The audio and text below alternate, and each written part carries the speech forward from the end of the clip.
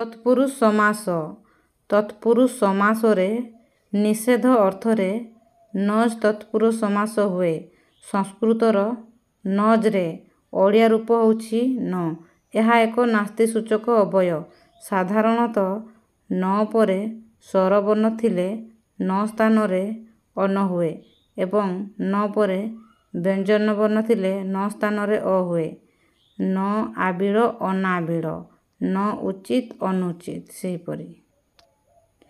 ସେହିପରି ହେବ ଅନଶନ, ଅନଭିଜ୍ଞ, ଅନାଗତ, ଅନିଷ୍ଟ, ଅନୁନ୍ନତ ଏଠାରେ ନ ଅନରେ ପରିଣତ ହେଲା।